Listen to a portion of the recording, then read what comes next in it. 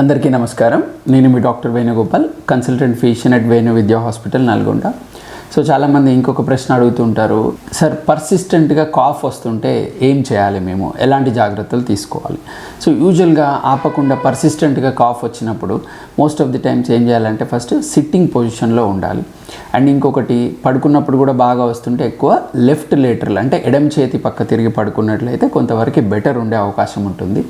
So ఇవన్నీ కాకుండా కూడా ఇంకా ఎక్కువ అలాగే పర్సిస్టెంట్గా కాఫ్ వస్తున్నట్లయితే ఫస్ట్ ఎందుకు కాఫ్ వస్తుంది అనే రీజన్ని మనం ఫైండ్ అవుట్ చేయాలి. సో ఏమైనా ఎలర్జిక్ ఉన్నామా, మనము డస్ట్కి ఎలర్జీ ఉన్నామా, ఏమైనా స్మోక్ ఉంటుందా మనమున్న ప్రాంతంలో, లేదా మనము డస్ట్ స్మోక్ వచ్చే అలాంటి ఫ్యాక్టరీస్లోనో అలాంటి వర్క్ నేచర్ చేస్తున్నామా అనేది ఫైండ్ అవుట్ చేయాలి. అండ్ ఈవెన్ డస్ట్ కాకుండా మొక్కలకి కూడా కొంతమంది ఎలర్జీ ఉంటారు, యానిమల్స్కి కొంతమంది ఎలర్జీ ఉంటారు, బర్డ్స్కి కూడా కొంతమంది ఎలర్జీ ఉంటారు. సో మనం ఫైండ్ అవుట్ చేయాలి, మనకి ఈ మధ్యలో ఎందుకు కాఫ్ వస్తుంది, మనం ఏమన్నా వీటికి ఎక్స్పోజ్ అవుతున్నామా. ఓకే, ఇవన్నీ ఫ్యాక్టర్స్ కూడా తీసేసినాక కూడా మనకి స్టిల్ పర్సిస్టెంట్ కాఫ్ వస్తుంది, తగ్గట్లేదు అంటే ఖచ్చితంగా మీ డాక్టర్ని కలవాలి.